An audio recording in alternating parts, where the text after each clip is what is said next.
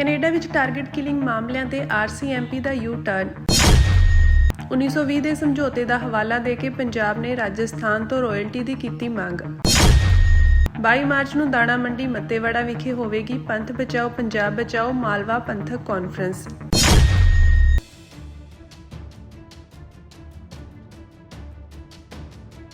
ਪਿਛਲੇ ਸਮੇਂ ਦੇ ਕੂਟਨੀਤਿਕ ਵਿਵਾਦ ਤੋਂ ਬਾਅਦ ਇੱਕ ਮਹੱਤਵਪੂਰਨ ਮੋੜ ਲੈਂਦਿਆਂ ਰਾਇਲ ਕੈਨੇਡੀਅਨ ਮਾਊਂਟਡ ਪੁਲਿਸ ਦੇ ਕਮਿਸ਼ਨਰ ਮਾਈਕ ਡੋਹੇਮੇ ਨੇ ਕਿਹਾ ਕਿ ਕੈਨੇਡੀਅਨ ਧਰਤੀ ਤੇ ਗੁਪਤ ਗਤੀਵਿਧੀਆਂ ਜਾਂ ਅੰਤਰਰਾਸ਼ਟਰੀ ਦਮਨ ਦੇ ਭਾਰਤ ਸਰਕਾਰ ਨਾਲ ਜੁੜੇ ਹੋਣ ਦਾ ਇਸ ਵੇਲੇ ਕੋਈ ਸਬੂਤ ਨਹੀਂ ਹੈ। CTV ਨਿਊਜ਼ ਨੂੰ ਦਿੱਤੇ ਇੱਕ ਵਿਸ਼ੇਸ਼ ਇੰਟਰਵਿਊ ਵਿੱਚ ਡੋਹੇਮੇ ਨੇ ਕਿਹਾ ਕਿ ਉਹਨਾਂ ਕੋਲ ਮੌਜੂਦ ਜਾਣਕਾਰੀ ਦੇ ਆਧਾਰ ਤੇ ਕੈਨੇਡਾ ਵਿੱਚ ਹੁਣ ਅਜਿਹੀਆਂ ਕੋਈ ਗੁਪਤ ਗਤੀਵਿਧੀਆਂ ਜਾਂ ਦਮਨ ਨਹੀਂ ਹੋ ਰਿਹਾ ਜਿਸ ਦਾ ਸਬੰਧ ਭਾਰਤ ਸਰਕਾਰ ਨਾਲ ਹੋਵੇ। ਉਹਨਾਂ CTV ਦੇ ਪ੍ਰੋਗਰਾਮ ਕੁਐਸਚਨ ਪੀਰੀਅਡ ਵਿੱਚ ਹੋਸਟ ਨੂੰ ਦੱਸਿਆ ਕਿ ਸਾਡੇ ਕੋਲ ਮੌਜੂਦ ਅੰਤਰਰਾਸ਼ਟਰੀ ਦਮਨ ਦੀਆਂ ਫਾਈਲਾਂ ਵਿੱਚ ਅਪਰਾਧਿਕ ਜਾਣਕਾਰੀ ਅਤੇ ਮੌਜੂਦਾ ਜਾਂਚ ਦੇ ਆਧਾਰ ਤੇ ਸਾਨੂੰ ਇਸ ਵੇਲੇ ਕਿਸੇ ਵਿਦੇਸ਼ੀ ਇਕਾਈ ਨਾਲ ਕੋਈ ਸਬੰਧ ਨਜ਼ਰ ਨਹੀਂ ਆ ਰਿਹਾ।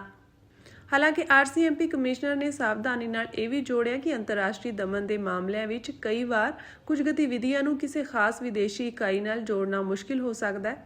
ਦੱਸ ਦਈਏ ਕਿ ਇਹ ਟਿੱਪਣੀਆਂ ਅਕਤੂਬਰ 2024 ਵਿੱਚ ਉਹਨਾਂ ਦੇ ਰੁਖ ਦੇ ਬਿਲਕੁਲ ਉਲਟ ਹਨ, ਜਦੋਂ ਡੋਹੇਮੇ ਨੇ ਕਿਹਾ ਸੀ ਕਿ RCMP ਕੋਲ ਪੁਖਤਾ ਸਬੂਤ ਹਨ ਕਿ ਕੈਨੇਡਾ ਵਿੱਚ ਸਿੱਖ ਭਾਈਚਾਰੇ ਵਿਰੁੱਧ ਹਿੰਸਾ ਅਤੇ ਡਰੋਨ ਧਮਕਾਉਣ ਦੀ ਮੁਹਿੰਮ ਭਾਰਤ ਸਰਕਾਰ ਦੇ ਉੱਚ ਪੱਧਰਾਂ ਤੱਕ ਜਾਂਦੀ ਹੈ ਅਤੇ ਭਾਰਤੀ ਡਿਪਲੋਮੈਟ ਕਥਿਤ ਤੌਰ ਤੇ ਜਾਣਕਾਰੀ ਇਕੱਠੀ ਕਰਕੇ ਅਪਰਾਧਿਕ ਸੰਗਠਨਾਂ ਨੂੰ ਹਿੰਸਾ ਲਈ ਭੇਜ ਰਹੇ ਸਨ।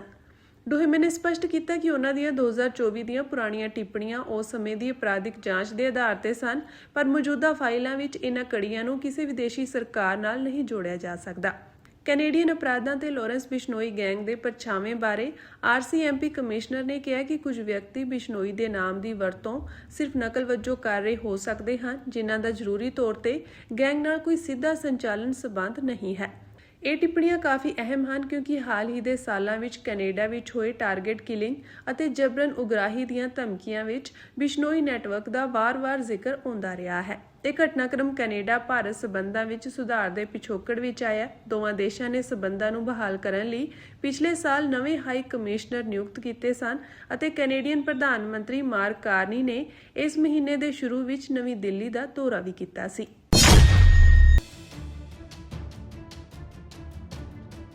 ਪੰਜਾਬ ਸਰਕਾਰ ਵੱਲੋਂ ਰਾਜਸਥਾਨ ਸਰਕਾਰ ਨੂੰ ਇੱਕ ਅਧਿਕਾਰਤ ਪੱਤਰ ਭੇਜਿਆ ਗਿਆ ਜਿਸ ਵਿੱਚ 1961 ਤੋਂ ਲੈ ਕੇ ਹੁਣ ਤੱਕ ਦੇ ਪਾਣੀ ਦੀ ਸਪਲਾਈ ਲਈ ਡਿਮਾਂਡ ਕੋਸਟ ਅਤੇ ਰਾਇਲਟੀ ਦੇ ਤੌਰ ਤੇ 1.44 ਲੱਖ ਕਰੋੜ ਰੁਪਏ ਦੀ ਮੰਗ ਕੀਤੀ ਗਈ ਹੈ।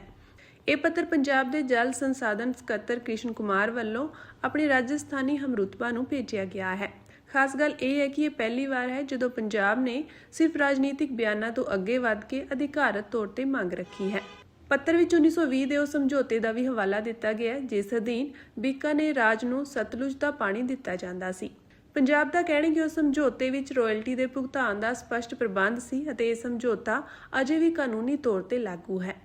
ਇਸ ਦੇ ਨਾਲ ਹੀ 1955 ਦੀ ਅੰਤਰਰਾਜੀ ਮੀਟਿੰਗ ਦਾ ਵੀ ਜ਼ਿਕਰ ਕੀਤਾ ਗਿਆ ਜਿਸ ਵਿੱਚ ਪਾਣੀ ਦੀ ਲਾਗਤ ਦੇ ਮੁੱਦੇ ਨੂੰ ਵੱਖਰੇ ਤੌਰ ਤੇ ਉਠਾਉਣ ਦੀ ਗੱਲ ਕੀਤੀ ਗਈ ਸੀ ਅਤੇ ਰਾਜਸਥਾਨ ਨੂੰ ਵੱਡਾ ਹਿੱਸਾ ਅਲੋਟ ਕੀਤਾ ਗਿਆ ਸੀ। ਪੰਜਾਬ ਦਾ ਦਾਅਵਾ ਹੈ ਕਿ ਸਤਲੁਜ, ਰਾਵੀ ਅਤੇ ਬਿਆਸ ਦਰਿਆ ਪੂਰੀ ਤਰ੍ਹਾਂ ਉਸ ਦੇ ਖੇਤਰ ਵਿੱਚ ਵਗਦੇ ਹਨ ਅਤੇ ਇਸ ਆਧਾਰ ਤੇ ਰਾਜਸਥਾਨ ਨੂੰ ਦਿੱਤਾ ਜਾ ਰਿਹਾ ਪਾਣੀ ਦਰਅਸਲ ਪੰਜਾਬ ਦੇ ਸਰੋਤਾਂ ਤੋਂ ਹੀ ਹੈ।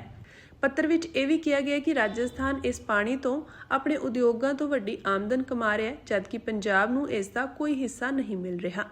ਇਸ ਮਾਮਲੇ ਨਾਲ ਹੁਣ ਸਤਲੁਜ ਯਮਨਾ ਲਿੰਕ ਨਹਿਰ ਵਿਵਾਦ ਤੋਂ ਇਲਾਵਾ ਇੱਕ ਨਵਾਂ ਮੋਰਚਾ ਵੀ ਖੁੱਲ੍ਹ ਗਿਆ। ਪੰਜਾਬ ਸਰਕਾਰ ਦਾ ਇਹ ਕਦਮ ਆਉਣ ਵਾਲੇ ਸਮੇਂ ਵਿੱਚ ਰਾਜਾਂ ਦਰਮਿਆਨ ਪਾਣੀ ਦੇ ਹੱਕਾਂ ਨੂੰ ਲੈ ਕੇ ਨਵੀਂ ਚਰਚਾ ਅਤੇ ਤਕਰਾਰ ਨੂੰ ਜਨਮ ਦੇ ਸਕਦਾ ਹੈ।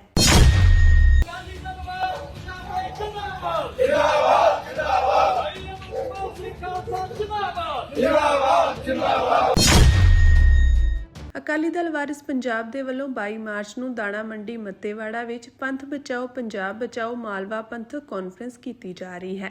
ਇਸ ਸੰਬੰਧੀ ਅੱਜ ਇੱਕ ਮੀਟਿੰਗ ਵਿੱਚ ਵਿਚਾਰ ਵਟਾਂਦਰਾ ਕੀਤਾ ਗਿਆ।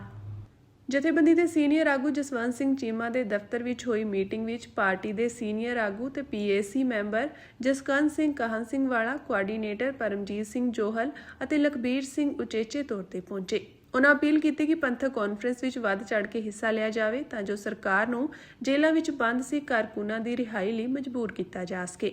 ਉਨ੍ਹਾਂ ਕਿਹਾ ਕਿ ਲੋਕਾਂ ਵੱਲੋਂ ਚੁਣੇ ਗਏ ਸੰਸਦ ਮੈਂਬਰ ਭਾਈ ਅੰਮ੍ਰਿਤਪਾਲ ਸਿੰਘ ਨੂੰ ਜੇਲ੍ਹ ਵਿੱਚ ਬੰਦ ਕਰਕੇ ਹਲਕੇ ਦੇ ਲੱਖਾਂ ਲੋਕਾਂ ਦੀ ਆਵਾਜ਼ ਨੂੰ ਦਬਾਇਆ ਗਿਆ ਹੈ, ਜੋ ਮਨੁੱਖੀ ਅਧਿਕਾਰਾਂ ਤੇ ਸਿੱਧਾ ਹਮਲਾ ਹੈ।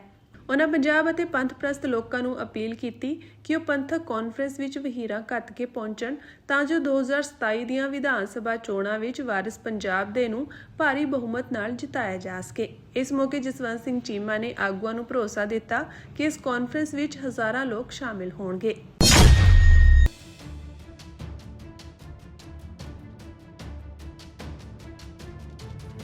ਅਮਰੀਕੀ ਰੱਖਿਆ ਸਕੱਤਰ ਪੀਟ ਹੈਗਸੈਥ ਨੇ ਈਰਾਨ ਨਾਲ ਜੰਗ ਬਾਰੇ ਇੱਕ ਪ੍ਰੈਸ ਬਰੀਫਿੰਗ ਕੀਤੀ, ਜਿਸ ਵਿੱਚ ਹੁਣ ਤੱਕ ਦੇ ਸਾਰੇ ਅਪਡੇਟ ਸਾਂਝੇ ਕੀਤੇ ਗਏ ਹਨ। ਉਨ੍ਹਾਂ ਸਪਸ਼ਟ ਕੀਤਾ ਕਿ ਅਮਰੀਕਾ ਦਾ ਟੀਚਾ ਸਿਰਫ ਹਮਲਾ ਕਰਨਾ ਨਹੀਂ ਹੈ, ਸਗੋਂ ਈਰਾਨ ਦੀ ਫੌਜੀ ਸ਼ਕਤੀ ਅਤੇ ਉਸ ਦੀਆਂ ਪਰਮਾਣੂ ਇੱਛਾਵਾਂ ਨੂੰ ਸਥਾਈ ਤੌਰ ਤੇ ਤਬਾਹ ਕਰਨਾ ਹੈ। ਹੈਗਸੈਥ ਨੇ ਲਾਈਵ ਐਲਾਨ ਕੀਤਾ ਕਿ ਆਪਰੇਸ਼ਨ ਐਪਿਕ ਫਿਊਰੀ ਉਦੋਂ ਤੱਕ ਨਹੀਂ ਰੁਕੇਗਾ ਜਦੋਂ ਤੱਕ ਈਰਾਨ ਪੂਰੀ ਤਰ੍ਹਾਂ ਗੋਡਿਆਂ ਭਾਰ ਨਹੀਂ ਹੋ ਜਾਂਦਾ ਅਤੇ ਇਹ ਜੰਗ ਸਿਰਫ ਅਮਰੀਕਾ ਦੀਆਂ ਸ਼ਰਤਾਂ ਤੇ ਹੀ ਖਤਮ ਹੋਵੇਗੀ। ਪੀਟ ਹੈਗਸੈਥ ਨੇ ਜੰਗ ਪ੍ਰਤੀ ਵਧ ਰਹੇ ਜਨਤਕ ਗੁੱਸੇ ਨੂੰ ਸੰਬੋਧਿਤ ਹੁੰਦਿਆਂ ਇਹ ਦਾਅਵਾ ਕੀਤਾ ਕਿ ਅਸੀਂ ਸਭ ਕੁਝ ਠੀਕ ਕਰ ਰਹੇ ਹਾਂ, ਪਰ ਮੀਡੀਆ ਨਕਾਰਾਤਮਕ ਪ੍ਰਚਾਰ ਕਰ ਰਿਹਾ ਹੈ। ਉਨ੍ਹਾਂ ਨੇ ਲੋਕਾਂ ਦੇ ਸਵਾਲਾਂ ਦੇ ਜਵਾਬ ਦਿੱਤੇ ਬਿਨਾਂ ਸਾਰੇ ਨੁਕਸਾਨ ਲਈ ਮੀਡੀਆ ਨੂੰ ਜ਼ਿੰਮੇਵਾਰ ਠਹਿਰਾਇਆ। ਪੀਟ ਹੈਗਸੈਥ ਦਾ ਕਹਿਣਾ ਹੈ ਕਿ ਟਰੰਪ ਵਿਰੁੱਧ ਝੂਠਾ ਬਿਰਤਾਂਤ ਸਥਾਪਿਤ ਕਰਨ ਲਈ ਈਰਾਨ ਨਾਲ ਜੰਗ ਬਾਰੇ ਗਲਤ ਜਾਣਕਾਰੀ ਫੈਲਾਈ ਜਾ ਰਹੀ ਹੈ। ਹੈਗਸੈਥ ਨੇ ਸਪਸ਼ਟ ਤੌਰ ਤੇ ਕਿਹਾ ਕਿ ਅਮਰੀਕਾ ਈਰਾਨ ਨੂੰ ਕਿਸੇ ਵੀ ਕੀਮਤ ਤੇ ਪਰਮਾਣੂ ਹਥਿਆਰ ਹਾਸਲ ਨਹੀਂ ਕਰਨ ਦੇਵੇਗਾ। ਉਨ੍ਹਾਂ ਨੇ ਈਰਾਨ ਦੀ ਲੀਡਰਸ਼ਿਪ ਨੂੰ ਪਾਗਲ ਕਿਹਾ ਅਤੇ ਕਿਹਾ ਕਿ ਉਨ੍ਹਾਂ ਨੂੰ ਪਰਮਾਣੂ ਬਲੈਕਮੇਲ ਕਰਨ ਦੀ ਇਜਾਜ਼ਤ ਨਹੀਂ ਦਿੱਤੀ ਜਾਵੇਗੀ। ਰੱਖਿਆ ਸਕੱਤਰ ਦੇ ਅਨੁਸਾਰ ਈਰਾਨ ਦੀ ਜਲ ਸੈਨਾ ਹੁਣ ਲਗਭਗ ਤਬਾਹ ਹੋ ਗਈ ਹੈ ਅਤੇ ਇਸ ਦੀਆਂ ਮਿਜ਼ਾਈਲ ਉਤਪਾਦਕ ਫੈਕਟਰੀਆਂ ਪੂਰੀ ਤਰ੍ਹਾਂ ਨਾਲ ਖਤਮ ਕਰ ਦਿੱਤੀਆਂ ਗਈਆਂ ਹਨ। ਹੈਗਸੈਥ ਨੇ ਉਸ ਵਿਵਾਦ ਨੂੰ ਵੀ ਸੰਬੋਧਿਤ ਕੀਤਾ ਜਿਸ ਵਿੱਚ ਦਾਅਵਾ ਕੀਤਾ ਗਿਆ ਸੀ ਕਿ ਇਹ ਅਮਰੀਕਾ ਦੀ ਜੰਗ ਨਹੀਂ ਹੈ। ਹੈਗਸੈਥ ਨੇ ਕਿਹਾ ਕਿ ਈਰਾਨ ਅਫਗਾਨਿਸਤਾਨ ਅਤੇ ਇਰਾਕ ਦੇ ਸਹਿਯੋਗ ਨਾਲ 1947 ਤੋਂ ਸ਼ੀਆ ਸੁੰਨੀ ਤਾਕਤਾਂ ਨੂੰ ਇਕੱਠਾ ਕਰ ਰਿਹਾ ਹੈ ਅਤੇ ਅਮਰੀਕਾ ਵਿਰੁੱਧ ਸਾਜ਼ਿਸ਼ ਰਚ ਰਿਹਾ ਹੈ। ਉਨ੍ਹਾਂ ਕਿਹਾ ਕਿ ਇਹ ਸਾਜ਼ਿਸ਼ ਹੀ ਕਾਰਨ ਹੈ ਕਿ ਇਹ ਅਮਰੀਕਾ ਦੀ ਜੰਗ ਹੈ।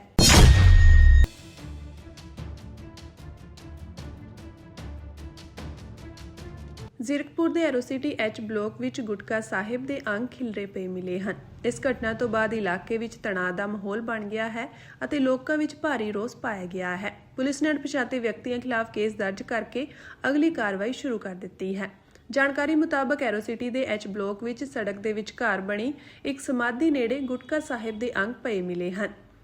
ਸ਼ਾਮ ਨੂੰ ਸੈਰ ਲਈ ਗਏ ਪਿੰਡ ਛੱਤ ਦੇ ਕੁਝ ਲੋਕਾਂ ਨੇ ਵੇਖਿਆ ਅਤੇ ਤੁਰੰਤ ਪੁਲਿਸ ਨੂੰ ਸੂਚਨਾ ਦਿੱਤੀ। ਸੂਚਨਾ ਮਿਲਦੇ ਹੀ ਜ਼ੀਰਕਪੁਰ ਥਾਣਾ ਮੁਖੀ ਇੰਸਪੈਕਟਰ ਸਤਿੰਦਰ ਸਿੰਘ ਮੌਕੇ ਤੇ ਪਹੁੰਚੇ ਅਤੇ ਮਾਮਲੇ ਦੀ ਜਾਂਚ ਸ਼ੁਰੂ ਕਰ ਦਿੱਤੀ। ਥਾਣਾ ਮੁਖੀ ਇੰਸਪੈਕਟਰ ਸਤਿੰਦਰ ਸਿੰਘ ਨੇ ਕਿਹਾ ਕਿ ਆਲੇ-ਦੁਆਲੇ ਦੇ ਖੇਤਰ ਵਿੱਚ ਸ਼ੱਕੀ ਵਿਅਕਤੀਆਂ ਦੀ ਭਾਲ ਕੀਤੀ ਜਾ ਰਹੀ ਹੈ ਤਾਂ ਜੋ ਇਸ ਘਟਨਾ ਦੇ ਜ਼ਿੰਮੇਵਾਰਾਂ ਨੂੰ ਫੜਿਆ ਜਾ ਸਕੇ। ਇਸ ਦੇ ਨਾਲ ਹੀ ਇਲਾਕੇ ਵਿੱਚ ਲੱਗੇ ਸੀਸੀਟੀਵੀ ਕੈਮਰਿਆਂ ਦੀ ਫੁਟੇਜ ਵੀ ਖੰਗਾਲੀ ਜਾ ਰਹੀ ਹੈ।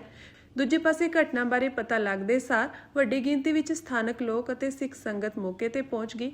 ਲੋਕਾਂ ਨੇ ਇਸ ਘਟਨਾ ਦੀ ਨਿਖੇਧੀ ਕਰਦਿਆਂ ਧਾਰਮਿਕ ਭਾਵਨਾਵਾਂ ਨੂੰ ਠੇਸ ਪਹੁੰਚਾਉਣ ਵਾਲੀ ਕਾਰਵਾਈ ਕਰਾਰ ਦਿੱਤਾ। ਉਹਨਾਂ ਨੇ ਪ੍ਰਸ਼ਾਸਨ ਤੋਂ ਮੰਗ ਕੀਤੀ ਹੈ ਕਿ ਦੋਸ਼ੀਆਂ ਨੂੰ ਜਲਦ ਗ੍ਰਿਫਤਾਰ ਕਰਕੇ ਸਖਤ ਕਾਰਵਾਈ ਕੀਤੀ ਜਾਵੇ। ਥਾਣਾ ਮੁਖੀ ਇੰਸਪੈਕਟਰ ਸਤਿੰਦਰ ਸਿੰਘ ਨੇ ਦੱਸਿਆ ਕਿ ਅਣਪਛਾਤੇ ਵਿਅਕਤੀਆਂ ਵਿਰੁੱਧ ਮਾਮਲਾ ਦਰਜ ਕਰ ਲਿਆ ਗਿਆ ਹੈ। ਦੋਸ਼ੀਆਂ ਨੂੰ ਫੜਨ ਲਈ ਪੁਲਿਸ ਦੀਆਂ ਵੱਖ-ਵੱਖ ਟੀਮਾਂ ਕੰਮ ਕਰ ਰਹੀਆਂ ਹਨ।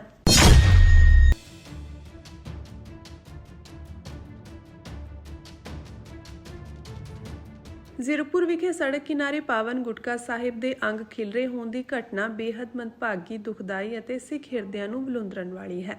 ਤਖਤ ਸ੍ਰੀ ਦਮਦਮਾ ਸਾਹਿਬ ਦੇ ਜਥੇਦਾਰ ਸਿੰਘ ਸਾਹਿਬ ਬਾਬਾ ਟੇਕ ਸਿੰਘ ਨੇ ਇਸ ਘਟਨਾ ਤੇ ਡੂੰਘੇ ਅਫਸੋਸ ਦਾ ਪ੍ਰਗਟਾਵਾ ਕਰਦਿਆਂ ਇਸ ਦੀ ਨਿਖੇਧੀ ਕੀਤੀ ਹੈ। ਸਿੰਘ ਸਾਹਿਬ ਨੇ ਆਪਣੇ ਬਿਆਨ ਵਿੱਚ ਕਿਹਾ ਕਿ ਗੁਰਬਾਣੀ ਸਾਡੇ ਲਈ ਜੀਵਨ ਜੋਤ ਹੈ ਅਤੇ ਇਸ ਦੀ ਬੇਅਦਬੀ ਬਰਦਾਸ਼ਤ ਤੋਂ ਬਾਹਰ ਹੈ। ਆਏ ਦਿਨ ਪੰਜਾਬ ਦੀ ਧਰਤੀ ਤੇ ਬੇਅਦਬੀ ਦੀਆਂ ਵਧ ਰਹੀਆਂ ਘਟਨਾਵਾਂ ਕਿਸੇ ਡੂੰਘੀ ਸਾਜ਼ਿਸ਼ ਵੱਲ ਇਸ਼ਾਰਾ ਕਰਦੀਆਂ ਹਨ, ਜਿਸ ਦਾ ਮਕਸਦ ਸੂਬੇ ਦੀ ਅਮਨ ਸ਼ਾਂਤੀ ਨੂੰ ਭੰਗ ਕਰਨਾ ਅਤੇ ਸਿੱਖਾਂ ਦੀਆਂ ਧਾਰਮਿਕ ਭਾਵਨਾਵਾਂ ਨੂੰ ਭੜਕਾਉਣਾ ਹੈ।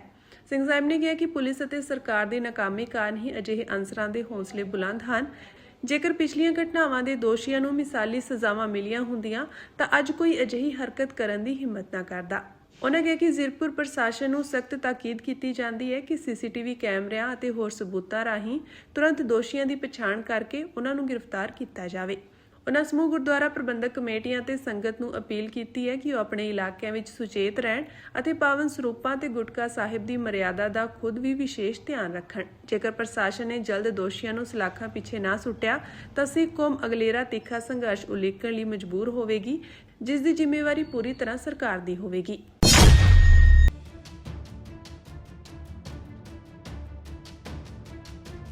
ਕੌਮਾਂਤਰੀ ਸੀਮਾ ਤੇ ਬਣੇ ਦਰਸ਼ਨ ਸਥਲ ਤੇ ਸ਼੍ਰੀ ਕਰਤਾਰਪੁਰ ਰਾਵੀ ਦਰਸ਼ਨ ਅਭਿਲਾਖੀ ਸੰਸਥਾ ਦੇ ਪ੍ਰਧਾਨ ਗੁਰਪ੍ਰਤਾਪ ਸਿੰਘ ਵਡਾਲਾ, ਜਥੇਦਾਰ ਸੁੱਚਾ ਸਿੰਘ ਛੋਟੇਪੁਰ ਸਮੇਤ ਹੋਰ ਸੰਗਤਾਂ ਨੇ ਸ਼੍ਰੀ ਕਰਤਾਰਪੁਰ ਸਾਹਿਬ ਲਾਂਘਾ ਮੁੜ ਖੋਲ੍ਹਣ ਲਈ ਅਰਦਾਸ ਕੀਤੀ। ਇਸ ਦੇ ਨਾਲ ਹੀ ਮੱਸਿਆ ਮੌਕੇ ਅਰਦਾਸ ਕਰਨ ਦੇ 25 ਸਾਲ ਪੂਰੇ ਹੋ ਗਏ ਹਨ। ਦੱਸਣਯੋਗ ਹੈ ਕਿ ਪਿਛਲੇ ਸਾਲ ਦੋਵਾਂ ਦੇਸ਼ਾਂ ਵਿੱਚ ਕੁੜੱਤਣ ਵਧਣ ਕਾਰਨ ਆਪਰੇਸ਼ਨ ਸਿੰਧੂਰ ਮੌਕੇ 7 ਮਈ ਨੂੰ ਸ਼੍ਰੀ ਕਰਤਾਰਪੁਰ ਸਾਹਿਬ ਲਾਂਘਾ ਬੰਦ ਕਰ ਦਿੱਤਾ ਗਿਆ ਸੀ, ਜਿਸ ਨੂੰ ਅਜੇ ਤੱਕ ਖੋਲ੍ਹਿਆ ਨਹੀਂ ਗਿਆ। ਇਸ ਮੌਕੇ ਸ਼੍ਰੀ ਕਰਤਾਰਪੁਰ ਦਰਸ਼ਨ ਅਭਿਲਾਖੀ ਸੰਸਥਾ ਦੇ ਪ੍ਰਧਾਨ ਤੇ ਸ਼੍ਰੋਮਣੀ ਅਕਾਲੀ ਦਲ ਪੁਨਰ ਸੁਰਜੀਤ ਦੇ ਸੀਨੀਅਰ ਆਗੂ ਗੁਰਪ੍ਰਤਾਪ ਸਿੰਘ ਵਡਾਲਾ ਅਤੇ ਸੀਨੀਅਰ ਮੀਤ ਪ੍ਰਧਾਨ ਜਥੇਦਾਰ ਸੁੱਚਾ ਸਿੰਘ ਛੋਟੇਪੁਰ ਨੇ ਪੱਤਰਕਾਰਾਂ ਨਾਲ ਗੱਲਬਾਤ ਕਰਦਿਆਂ ਕਿਹਾ ਕਿ ਸ਼੍ਰੀ ਕਰਤਾਰਪੁਰ ਸਾਹਿਬ ਰਾਵੀ ਦਰਸ਼ਨ ਅਭਿਲਾਖੀ ਸੰਸਥਾ ਦੇ ਸੰਸਥਾਪਕ ਤੇ ਪੰਥਕ ਆਗੂ ਮਰਹੂਮ ਕੁਲਦੀਪ ਸਿੰਘ ਵਡਾਲਾ ਵੱਲੋਂ 25 ਸਾਲ ਪਹਿਲਾਂ ਡੇਰਾ ਬਾਬਾ ਨਾਨਕ ਦੀ ਕੌਮਾਂਤਰੀ ਸਰਹੱਦ ਤੇ ਹਰ ਮਹੀਨੇ ਦੀ ਮੱਸਿਆ ਮੌਕੇ ਸ਼੍ਰੀ ਕਰਤਾਰਪੁਰ ਸਾਹਿਬ ਲਾਂਘਾ ਖੋਲ੍ਹਣ ਸੰਬੰਧੀ ਅਰਦਾਸ ਸ਼ੁਰੂ ਕੀਤੀ ਗਈ ਸੀ। ਉਨ੍ਹਾਂ ਕਿਹਾ ਕਿ ਨਾਨਕ ਨਾਮ ਲੇਵਾ ਸੰਗਤਾਂ ਦੀਆਂ ਅਰਦਾਸਾਂ ਨੂੰ ਉਸ ਸਮੇਂ ਬੂਰ ਪਿਆ ਸੀ ਜਦੋਂ ਗੁਰੂ ਨਾਨਕ ਦੇਵ ਜੀ ਦੇ 550 ਸਾਲਾ ਪ੍ਰਕਾਸ਼ ਦਿਹਾੜੇ ਮੌਕੇ ਡੇਰਾ ਬਾਬਾ ਨਾਨਕ ਦੀ ਸਰਹੱਦ ਤੇ ਦੋਹਾਂ ਦੇਸ਼ਾਂ ਦੀਆਂ ਸਰਕਾਰਾਂ ਵੱਲੋਂ ਕਰਤਾਰਪੁਰ ਲਾਂਘਾ ਖੋਲ੍ਹਿਆ ਗਿਆ ਸੀ। ਇਸ ਕਾਰਨ ਦੇਸ਼ ਵਿਦੇਸ਼ ਤੋਂ ਸੰਗਤਾਂ ਵੱਡੀ ਗਿਣਤੀ ਵਿੱਚ ਪਾਕਿਸਤਾਨ ਸਥਿਤ ਪਹਿਲੀ ਪਾਤਸ਼ਾਹੀ ਦੇ ਅੰਤਿਮ ਅਸਥਾਨ ਸ਼੍ਰੀ ਕਰਤਾਰਪੁਰ ਸਾਹਿਬ ਦੇ ਦੀਦਾਰ ਕਰਦੀਆਂ ਰਹੀਆਂ। ਪਰ ਲੰਘੇ ਸਾਲ ਆਪਰੇਸ਼ਨ ਸਿੰਧੂਰ ਦੌਰਾਨ ਕਰਤਾਰਪੁਰ ਲਾਂਘਾ ਬੰਦ ਕੀਤਾ ਗਿਆ, ਜਿਸ ਕਾਰਨ ਵੱਡੀ ਗਿਣਤੀ ਵਿੱਚ ਸੰਗਤਾਂ ਦਰਸ਼ਨਾਂ ਤੋਂ ਵਾਂਝੀਆਂ ਹਨ। ਇਸ ਮੌਕੇ ਆਗੂਆਂ ਨੇ ਦੋਵਾਂ ਦੇਸ਼ਾਂ ਦੀਆਂ ਸਰਕਾਰਾਂ ਤੋਂ ਮੰਗ ਕੀਤੀ ਕਿ ਡੇਰਾ ਬਾਬਾ ਨਾਨਕ ਦੀ ਕੌਮਾਂਤਰੀ ਸਰਹੱਦ ਤੇ ਬੰਦ ਪਏ ਲਾਂਘੇ ਨੂੰ ਤੁਰੰਤ ਖੋਲ੍ਹਿਆ ਜਾਵੇ।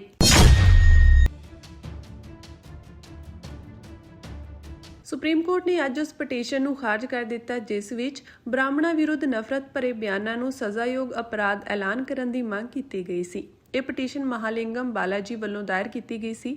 ਜਸਟਿਸ BV ਨਾਗਰਤਨਾ ਨੇ ਸੁਣਵਾਈ ਦੌਰਾਨ ਕਿਹਾ ਕਿ ਅਸੀਂ ਨਹੀਂ ਚਾਹੁੰਦੇ ਕਿ ਕਿਸੇ ਵੀ ਭਾਈਚਾਰੇ ਖਿਲਾਫ ਨਫ਼ਰਤ ਭਰੇ ਬਿਆਨ ਹੋਣ। ਇਹ ਸਿੱਖਿਆ, ਬੌਧਿਕ ਵਿਕਾਸ, ਸਹਿਣਸ਼ੀਲਤਾ ਤੇ ਧੀਰਜ ਨਾਲ ਹੀ ਖਤਮ ਹੋ ਸਕਦੇ ਹਨ। ਬਾਲਾਜੀ ਨੇ ਦਲੀਲ ਦਿੱਤੀ ਸੀ ਕਿ ਬ੍ਰਾਹਮਣਾਂ ਨੂੰ ਨਿਸ਼ਾਨਾ ਬਣਾਉਣ ਵਾਲੀ ਨਫ਼ਰਤ ਸੋਸ਼ਲ ਮੀਡੀਆ ਤੇ ਵੱਧ ਰਹੀ ਹੈ, ਪਰ ਬੈਂਚ ਨੇ ਸਪਸ਼ਟ ਕੀਤਾ ਕਿ ਕਿਸੇ ਇੱਕ ਭਾਈਚਾਰੇ ਲਈ ਹੀ ਸੁਰੱਖਿਆ ਦੀ ਮੰਗ ਨਹੀਂ ਹੋ ਸਕਦੀ। ਨਫ਼ਰਤ ਭਰੇ ਬਿਆਨ ਕਿਸੇ ਵੀ ਸਮਾਜ ਵਿਰੁੱਧ ਨਹੀਂ ਹੋਣੇ ਚਾਹੀਦੇ। ਅੰਤ ਵਿੱਚ ਪਟੀਸ਼ਨਕਰਤਾ ਨੇ ਆਪਣੀ ਅਰਜ਼ੀ ਵਾਪਸ ਲੈਣ ਦੀ ਇਜਾਜ਼ਤ ਮੰਗੀ, ਜਿਸ ਨੂੰ ਅਦਾਲਤ ਨੇ ਮਨਜ਼ੂਰ ਕਰ ਲਿਆ।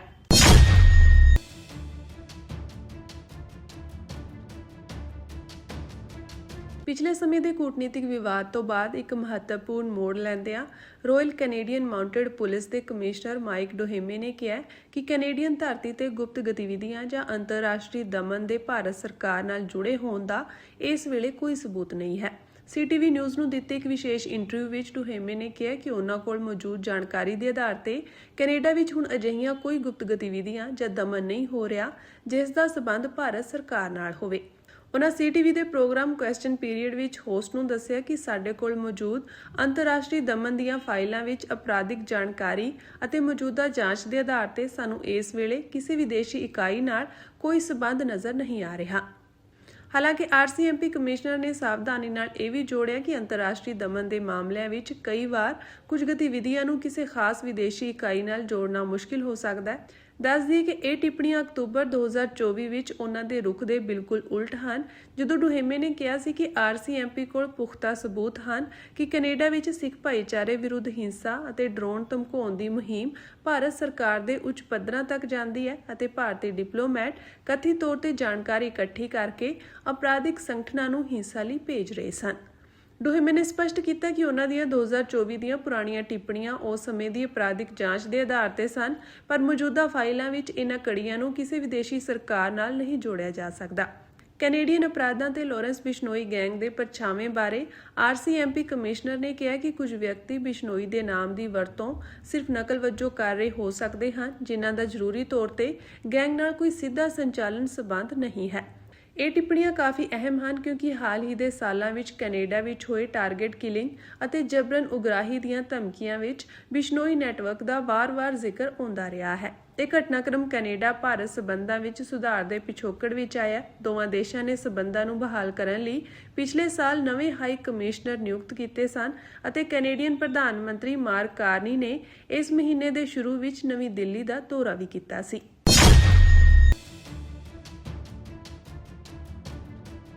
ਪੰਜਾਬ ਸਰਕਾਰ ਵੱਲੋਂ ਰਾਜਸਥਾਨ ਸਰਕਾਰ ਨੂੰ ਇੱਕ ਅਧਿਕਾਰਤ ਪੱਤਰ ਭੇਜਿਆ ਗਿਆ ਹੈ, ਜਿਸ ਵਿੱਚ 1961 ਤੋਂ ਲੈ ਕੇ ਹੁਣ ਤੱਕ ਦੇ ਪਾਣੀ ਦੀ ਸਪਲਾਈ ਲਈ ਡਿਮਾਂਡ ਕੋਸਟ ਅਤੇ ਰਾਇਲਟੀ ਦੇ ਤੌਰ ਤੇ 1.44 ਲੱਖ ਕਰੋੜ ਰੁਪਏ ਦੀ ਮੰਗ ਕੀਤੀ ਗਈ ਹੈ। ਇਹ ਪੱਤਰ ਪੰਜਾਬ ਦੇ ਜਲ ਸੰਸਾਧਨ ਸਕੱਤਰ ਕ੍ਰਿਸ਼ਨ ਕੁਮਾਰ ਵੱਲੋਂ ਆਪਣੇ ਰਾਜਸਥਾਨੀ ਹਮਰੁਤਬਾ ਨੂੰ ਭੇਜਿਆ ਗਿਆ ਹੈ। ਖਾਸ ਗੱਲ ਇਹ ਹੈ ਕਿ ਇਹ ਪਹਿਲੀ ਵਾਰ ਹੈ ਜਦੋਂ ਪੰਜਾਬ ਨੇ ਸਿਰਫ ਰਾਜਨੀਤਿਕ ਬਿਆਨਾਂ ਤੋਂ ਅੱਗੇ ਵਧ ਕੇ ਅਧਿਕਾਰਤ ਤੌਰ ਤੇ ਮੰਗ ਰੱਖੀ ਹੈ। ਪੱਤਰ ਵਿੱਚ 1920 ਦੇ ਉਸ ਸਮਝੌਤੇ ਦਾ ਵੀ ਹਵਾਲਾ ਦਿੱਤਾ ਗਿਆ ਹੈ, ਜਿਸ ਅਧੀਨ ਬੀਕਾਨੇਰ ਰਾਜ ਨੂੰ ਸਤਲੁਜ ਦਾ ਪਾਣੀ ਦਿੱਤਾ ਜਾਂਦਾ ਸੀ। ਪੰਜਾਬ ਦਾ ਕਹਿਣਾ ਹੈ ਕਿ ਉਸ ਸਮਝੌਤੇ ਵਿੱਚ ਰਾਇਲਟੀ ਦੇ ਭੁਗਤਾਨ ਦਾ ਸਪਸ਼ਟ ਪ੍ਰਬੰਧ ਸੀ ਅਤੇ ਇਹ ਸਮਝੌਤਾ ਅਜੇ ਵੀ ਕਾਨੂੰਨੀ ਤੌਰ ਤੇ ਲਾਗੂ ਹੈ। ਇਸ ਦੇ ਨਾਲ ਹੀ 1955 ਦੀ ਅੰਤਰਰਾਜੀ ਮੀਟਿੰਗ ਦਾ ਵੀ ਜ਼ਿਕਰ ਕੀਤਾ ਗਿਆ ਹੈ, ਜਿਸ ਵਿੱਚ ਪਾਣੀ ਦੀ ਲਾਗਤ ਦੇ ਮੁੱਦੇ ਨੂੰ ਵੱਖਰੇ ਤੌਰ ਤੇ ਉਠਾਉਣ ਦੀ ਗੱਲ ਕੀਤੀ ਗਈ ਸੀ ਅਤੇ ਰਾਜਸਥਾਨ ਨੂੰ ਵੱਡਾ ਹਿੱਸਾ ਅਲੋਟ ਕੀਤਾ ਗਿਆ ਸੀ। ਪੰਜਾਬ ਦਾ ਦਾਅਵਾ ਹੈ ਕਿ ਸਤਲੁਜ, ਰਾਵੀ ਅਤੇ ਬਿਆਸ ਦਰਿਆ ਪੂਰੀ ਤਰ੍ਹਾਂ ਉਸ ਦੇ ਖੇਤਰ ਵਿੱਚ ਵਗਦੇ ਹਨ ਅਤੇ ਇਸ ਆਧਾਰ ਤੇ ਰਾਜਸਥਾਨ ਨੂੰ ਦਿੱਤਾ ਜਾ ਰਿਹਾ ਪਾਣੀ ਦਰਅਸਲ ਪੰਜਾਬ ਦੇ ਸਰੋਤਾਂ ਤੋਂ ਹੀ ਹੈ। ਪੱਤਰ ਵਿੱਚ ਇਹ ਵੀ ਕਿਹਾ ਗਿਆ ਕਿ ਰਾਜਸਥਾਨ ਇਸ ਪਾਣੀ ਤੋਂ ਆਪਣੇ ਉਦਯੋਗਾਂ ਤੋਂ ਵੱਡੀ ਆਮਦਨ ਕਮਾ ਰਿਹਾ ਹੈ, ਜਦਕਿ ਪੰਜਾਬ ਨੂੰ ਇਸ ਦਾ ਕੋਈ ਹਿੱਸਾ ਨਹੀਂ ਮਿਲ ਰਿਹਾ। ਇਸ ਮਾਮਲੇ ਨਾਲ ਹੁਣ ਸਤਲੁਜ ਯਮਨਾ ਲਿੰਕ ਨਹਿਰ ਵਿਵਾਦ ਤੋਂ ਇਲਾਵਾ ਇੱਕ ਨਵਾਂ ਮੋਰਚਾ ਵੀ ਖੁੱਲ੍ਹ ਗਿਆ। ਪੰਜਾਬ ਸਰਕਾਰ ਦਾ ਇਹ ਕਦਮ ਆਉਣ ਵਾਲੇ ਸਮੇਂ ਵਿੱਚ ਰਾਜਾਂ ਦਰਮਿਆਨ ਪਾਣੀ ਦੇ ਹੱਕਾਂ ਨੂੰ ਲੈ ਕੇ ਨਵੀਂ ਚਰਚਾ ਅਤੇ ਤਕਰਾਰ ਨੂੰ ਜਨਮ ਦੇ ਸਕਦਾ ਹੈ।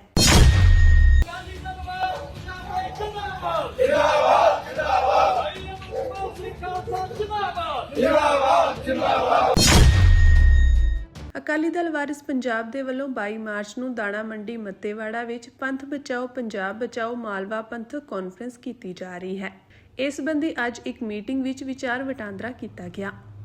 ਜਥੇਬੰਦੀ ਦੇ ਸੀਨੀਅਰ ਆਗੂ ਜਸਵੰਤ ਸਿੰਘ ਚੀਮਾ ਦੇ ਦਫ਼ਤਰ ਵਿੱਚ ਹੋਈ ਮੀਟਿੰਗ ਵਿੱਚ ਪਾਰਟੀ ਦੇ ਸੀਨੀਅਰ ਆਗੂ ਤੇ PAC ਮੈਂਬਰ ਜਸਕੰਤ ਸਿੰਘ ਕਾਹਨ ਸਿੰਘ ਵਾਲਾ, ਕੋਆਰਡੀਨੇਟਰ ਪਰਮਜੀਤ ਸਿੰਘ ਜੋਹਲ ਅਤੇ ਲਖਬੀਰ ਸਿੰਘ ਉਚੇਚੇ ਤੌਰ ਤੇ ਪਹੁੰਚੇ। ਉਹਨਾਂ ਅਪੀਲ ਕੀਤੀ ਕਿ ਪੰਥਕ ਕਾਨਫਰੰਸ ਵਿੱਚ ਵੱਧ ਚੜ੍ਹ ਕੇ ਹਿੱਸਾ ਲਿਆ ਜਾਵੇ ਤਾਂ ਜੋ ਸਰਕਾਰ ਨੂੰ ਜੇਲ੍ਹਾਂ ਵਿੱਚ ਬੰਦ ਸਿੱਖ ਕਾਰਕੁਨਾਂ ਦੀ ਰਿਹਾਈ ਲਈ ਮਜਬੂਰ ਕੀਤਾ ਜਾ ਸਕੇ।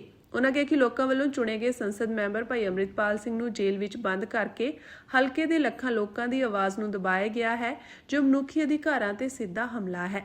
ਉਹਨਾਂ ਪੰਜਾਬ ਅਤੇ ਪੰਥ-ਪ੍ਰਸਤ ਲੋਕਾਂ ਨੂੰ ਅਪੀਲ ਕੀਤੀ ਕਿ ਉਹ ਪੰਥਕ ਕਾਨਫਰੰਸ ਵਿੱਚ ਵਹੀਰਾਂ ਘੱਤ ਕੇ ਪਹੁੰਚਣ ਤਾਂ ਜੋ 2027 ਦੀਆਂ ਵਿਧਾਨ ਸਭਾ ਚੋਣਾਂ ਵਿੱਚ ਵਾਰਿਸ ਪੰਜਾਬ ਦੇ ਨੂੰ ਭਾਰੀ ਬਹੁਮਤ ਨਾਲ ਜਿਤਾਇਆ ਜਾ ਸਕੇ। ਇਸ ਮੌਕੇ ਜਸਵੰਤ ਸਿੰਘ ਚੀਮਾ ਨੇ ਆਗੂਆਂ ਨੂੰ ਭਰੋਸਾ ਦਿੱਤਾ ਕਿ ਇਸ ਕਾਨਫਰੰਸ ਵਿੱਚ ਹਜ਼ਾਰਾਂ ਲੋਕ ਸ਼ਾਮਿਲ ਹੋਣਗੇ।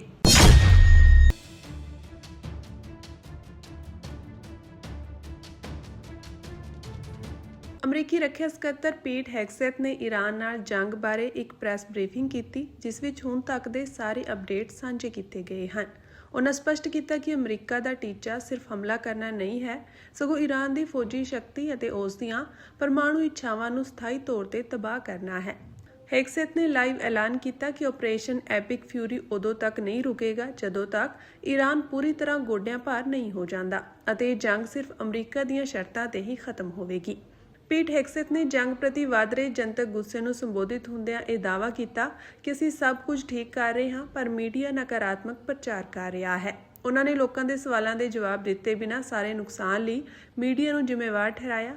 ਪੀਟ ਹੈਗਸੈਥ ਦਾ ਕਹਿਣਾ ਹੈ ਕਿ ਟਰੰਪ ਵਿਰੁੱਧ ਝੂਠਾ ਬਿਰਤਾਂਤ ਸਥਾਪਿਤ ਕਰਨ ਲਈ ਈਰਾਨ ਨਾਲ ਜੰਗ ਬਾਰੇ ਗਲਤ ਜਾਣਕਾਰੀ ਫੈਲਾਈ ਜਾ ਰਹੀ ਹੈ। ਹੈਗਸੈਥ ਨੇ ਸਪਸ਼ਟ ਤੌਰ ਤੇ ਕਿਹਾ ਕਿ ਅਮਰੀਕਾ ਈਰਾਨ ਨੂੰ ਕਿਸੇ ਵੀ ਕੀਮਤ ਤੇ ਪਰਮਾਣੂ ਹਥਿਆਰ ਹਾਸਲ ਨਹੀਂ ਕਰਨ ਦੇਵੇਗਾ। ਉਹਨਾਂ ਨੇ ਈਰਾਨ ਦੀ ਲੀਡਰਸ਼ਿਪ ਨੂੰ ਪਾਗਲ ਕਿਹਾ ਅਤੇ ਕਿਹਾ ਕਿ ਉਹਨਾਂ ਨੂੰ ਪਰਮਾਣੂ ਬਲੈਕਮੇਲ ਕਰਨ ਦੀ ਇਜਾਜ਼ਤ ਨਹੀਂ ਦਿੱਤੀ ਜਾਵੇਗੀ।